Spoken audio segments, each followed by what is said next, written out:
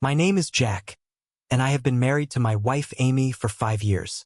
Recently, she has been taking our pet dog to the vet a lot. At first, I didn't care, but she has become more and more distant since she returned home, and she always giggles at her phone. One day, I happened to notice that she was chatting with the vet a lot, and my heart immediately started to race. What is her relationship with the vet? An ominous feeling came over me, and I decided to quietly investigate. I sat alone on the old sofa in the living room, and it felt as if the air around me had frozen, leaving only silence and the sound of my heavy breathing. My eyes unconsciously scanned the row of our old photos on the wall, each one like a sharp hook, dredging up buried memories deep within me. I still remember when we first got married. Amy was like a bright star, lighting up my otherwise ordinary life. Her long blonde hair was as soft as a waterfall, shimmering with a charming luster in the sunlight. Every time she gently shook her hair, the faint scent of lavender would linger on my nose, intoxicating me. Not only was her hair a beautiful color, but it was also silky to the touch. I often couldn't help running my fingers through it, feeling the silken texture. And her eyes are the most charming I have ever seen. Her blue eyes are as deep as the ocean, as if they hold countless secrets and tenderness. When she looks at me, her eyes are full of love, as if I were her whole world. Her eyelashes are long and curled, and every time she blinks, it's like the wings of a butterfly flapping gently, which is heart-stopping. Amy's figure is even more exquisite. She has a slender waist that is not even an inch around. Every time I embrace her from behind, I can feel her soft body, as if my hands could hold her whole in my arms. Her legs are long and straight with graceful lines. When she puts on high heels, she looks even more elegant and charming. Her skin is fair and delicate, as if it could burst from the touch, and as warm as lamb's fat jade. We spent many wonderful times together. In those days, every weekend we would hold hands and stroll along the beach, watching the sun slowly set and dye the sky a gorgeous red. We would leave a trail of footprints in the sand and laugh as we chased each other, as if the whole world belonged just to the two of us. One time we went to a friend's party. Amy wore a black evening dress, the cut of which perfectly outlined her figure. She was wearing a necklace I had given her around her neck, and the diamonds sparkled in the light. When she walked into the party, everyone's attention was drawn to her, and I stood by her side, filled with pride and joy. There was another winter when it snowed heavily outside. We lit the fireplace at home, snuggled together, drank hot cocoa, and watched old movies. Amy leaned against my chest, and I could feel her body heat, which spread warmth to my heart. We would laugh or cry at the plot of the movie, and then share our feelings with each other. But now all of that is in the past. Her indifference is like an icy wall between us. She no longer comes into my arms as she used to, and she doesn't smile at me anymore. She's become busy, always making excuses not to come home for dinner. Even when she is home, she's always holding her phone, lost in her own world. I remember one time, I prepared a dinner for her with great care and bought her favorite flowers. I waited for her to come home with great anticipation, but she called to say she had to work overtime and would be back very late. When I sat alone at the table, looking at the gradually cooling food and wilting flowers, I felt full of loss. Her change has left me feeling confused and miserable. I often ask myself, what has gone wrong? Has the love between us disappeared, or have the trivialities of life extinguished our passion? I miss the sweetness of the past, the loving look in her eyes when she looks at me, and every warm moment we have spent together. I began to recall the little things we had done together, trying to find out why she had changed. Maybe I was too busy at work and neglected her feelings? Maybe the pressure of life made her feel tired and bored? I remembered a time when I worked overtime every day in order to get a promotion. I was exhausted when I got home and simply didn't have the energy to care about her. Maybe it was from that time on that the distance between us began to grow. Or maybe it was because our lives had become too dull, and we no longer had the passion and romance we once had. We no longer surprised each other like we used to, and we stopped trying new things together.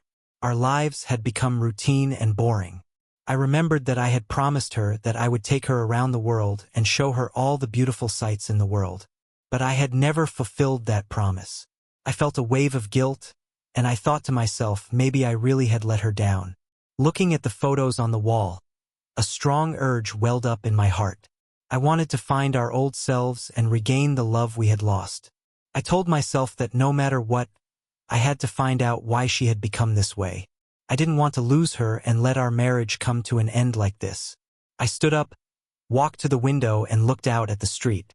Pedestrians were coming and going, each one of them busy with their own lives.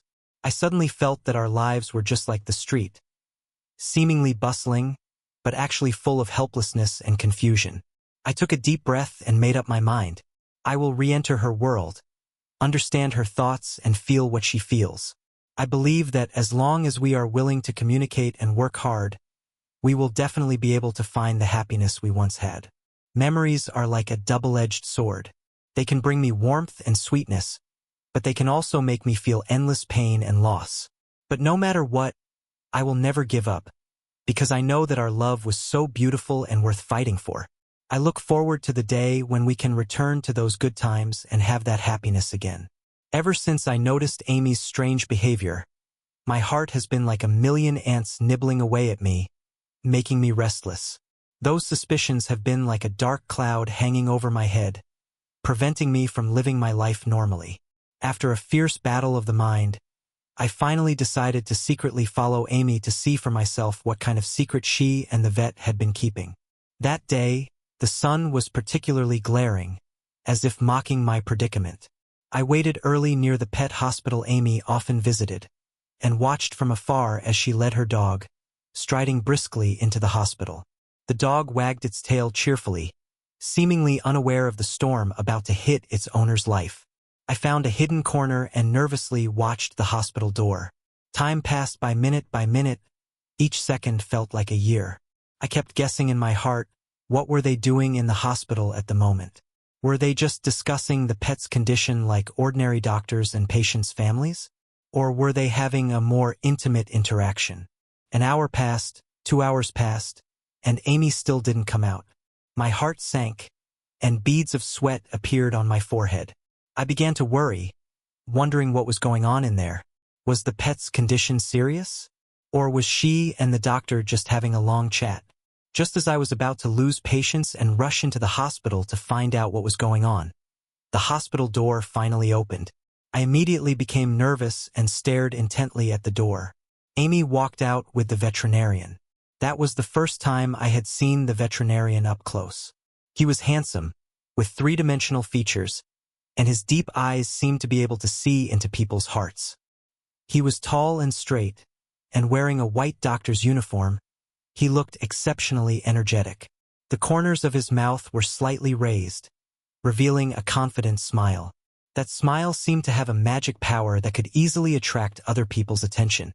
Amy, on the other hand, had a bright smile on her face, a smile I hadn't seen on her face in a long time. Her eyes were full of admiration and adoration, like a young girl in love.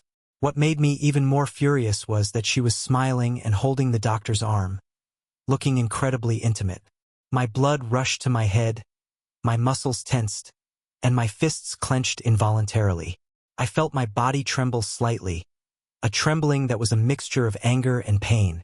I couldn't believe my eyes. My wife, who had once loved me so much, was now so intimate with another man in public. I wanted to rush up to them immediately and ask what they were doing and why Amy was doing this to me. However, reason told me that this was not the time for impulsiveness. I suppressed my anger and quietly followed them, trying to figure out where they would go next. They walked slowly along the street, laughing and chatting all the way, as if everything around them was irrelevant. Amy's laughter was crisp and pleasant, but to me it sounded like a sharp blade, stabbing my heart. I watched their backs, my heart filled with jealousy and hatred. They walked into a cafe and found a seat by the window.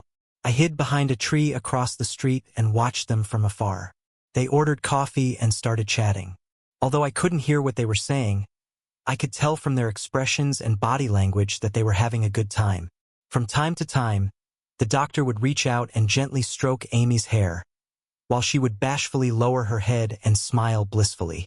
My heart was completely broken, and I felt like an abandoned child, lonely and helpless.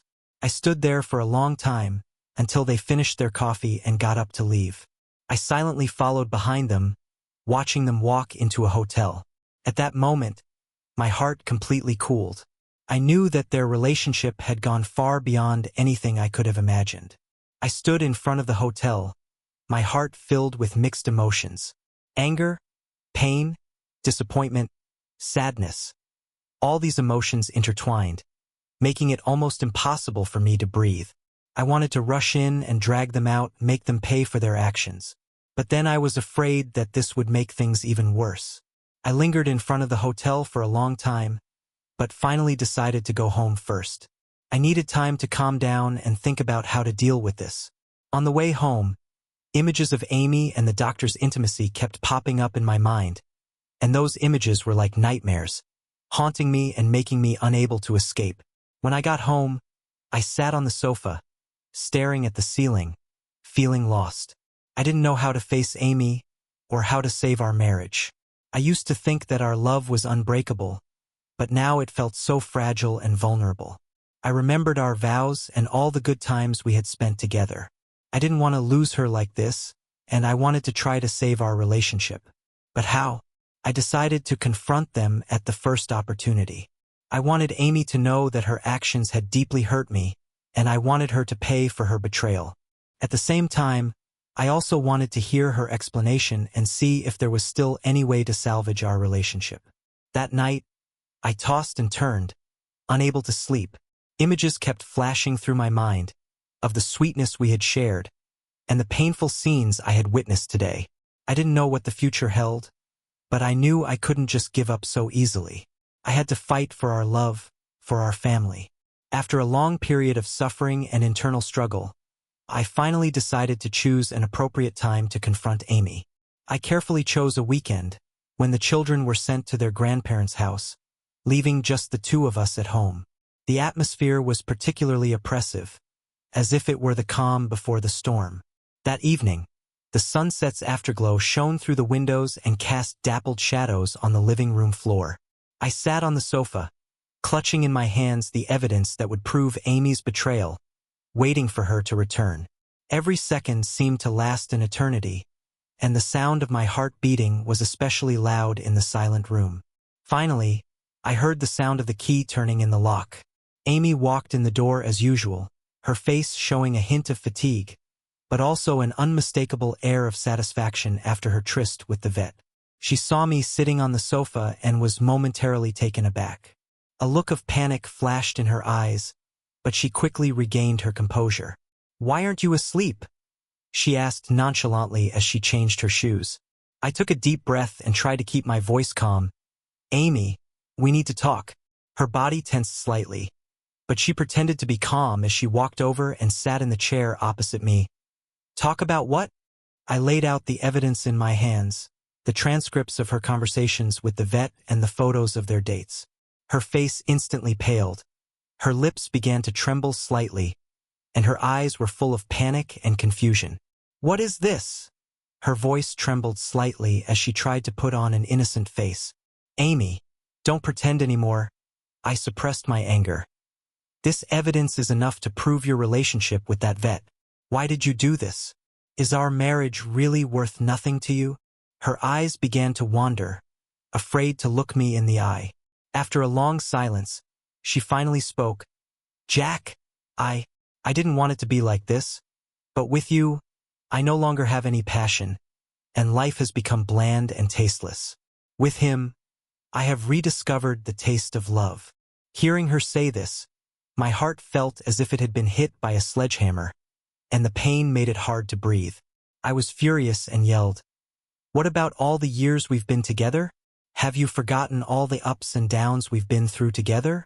How could you be so selfish as to betray our marriage for your so-called passion?" Her tears welled up in her eyes as she cried, "Jack, I know I'm wrong, but I can't help the way I feel. I've tried to go back to the way things were, to love you like I used to, but I can't." Just as we were having the worst argument, the doorbell rang. I had a bad feeling, so I opened the door and sure enough, there was the vet. He looked at me, his face flushing with embarrassment, but quickly regained his composure and tried to enter the room. I angrily stopped him. "What are you doing here? Haven't you hurt me enough?" He tried to explain. "Jack, I know you're angry, but Amy and I really love each other, and we want you to give us your blessing."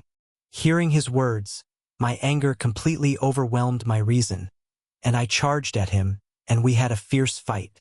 We struggled with each other, knocking over the furniture in the room and scattering all kinds of items on the floor.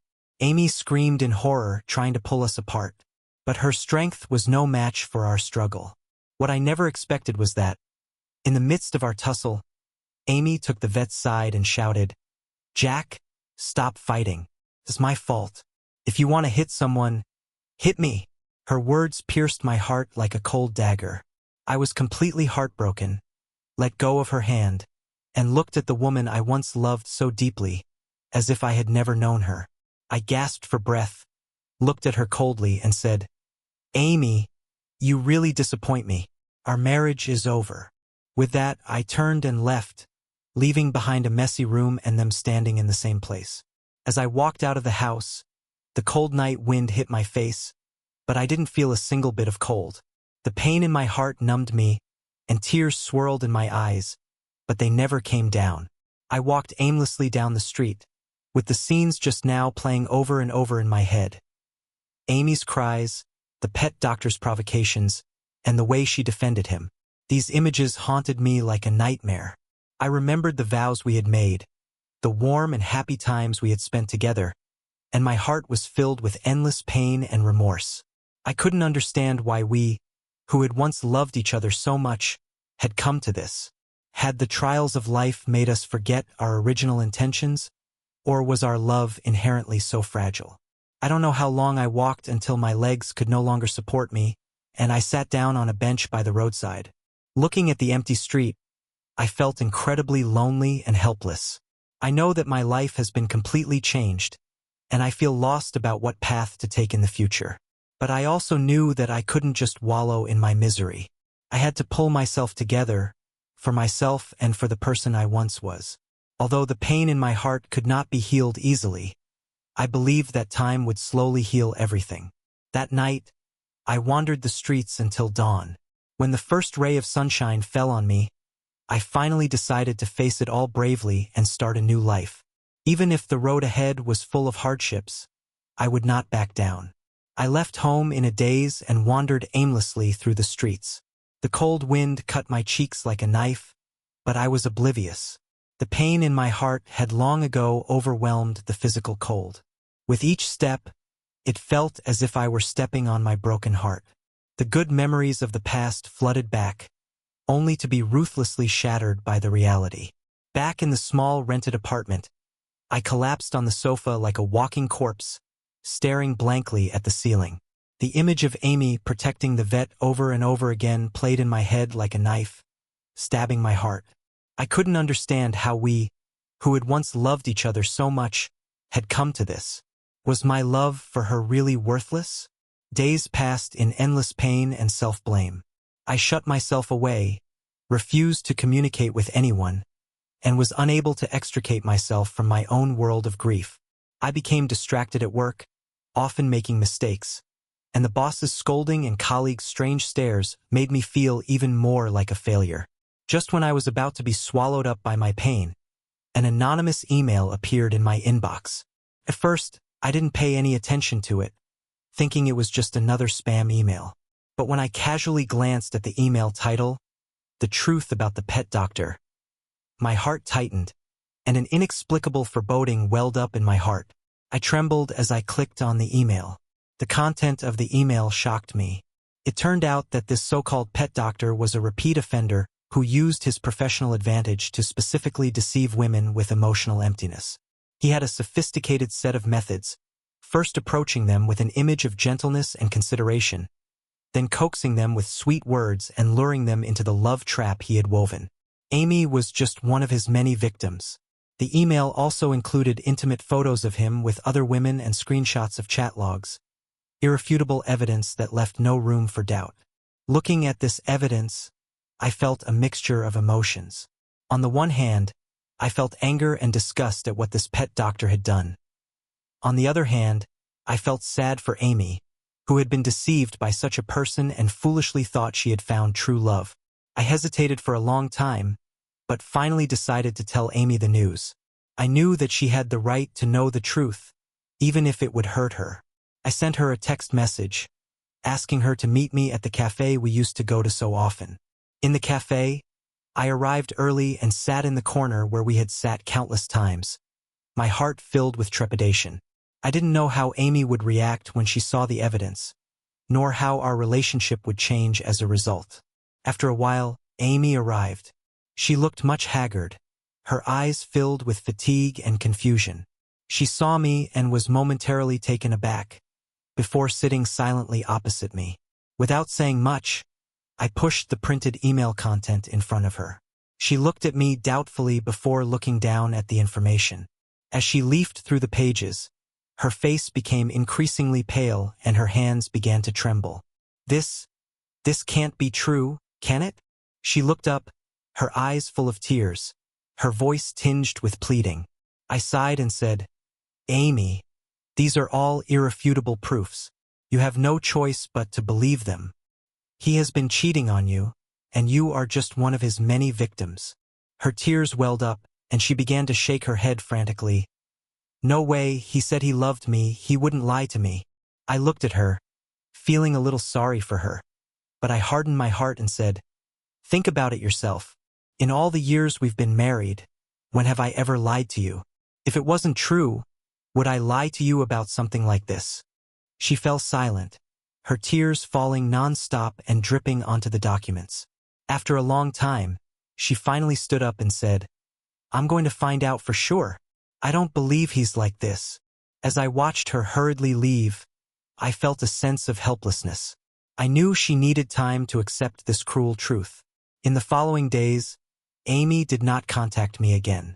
Every day, I anxiously waited for news from her, wondering how her investigation was going. Finally, late one night, I received a call from Amy. Her voice was full of despair and pain. She told me that after her investigation, the content of the email was true. Not only had the veterinarian cheated on her, but he had also cheated on many other women. She broke down in tears, repeatedly saying how stupid and remorseful she was. As I listened to her sobbing, the resentment in my heart gradually dissipated, replaced by a deep sense of compassion. I comforted her, saying, "Amy, what's done is done. At least now you know the truth, and it's not too late." She cried and said, "Jack, I was wrong. I really was. Can you forgive me? Can we go back to the way things were?" Hearing her words, I felt conflicted. I had loved her so much, but she betrayed me and caused me so much pain. Could I really love her and accept her as before? I was silent for a long time, and then I said, "Amy, I need time. I really don't know how to answer you right now." After hanging up the phone, I lay on the bed, staring at the ceiling, my mind filled with thoughts. I remembered all the little things we had done together, and those beautiful memories made it hard for me to let go. But her betrayal was like an unhealed scar, constantly reminding me of the pain I had felt. I don't know which way to go in the future. Should I choose to forgive her and start over? Or should I let go of this relationship and move on alone? This question has plunged me into a deep state of confusion and pain.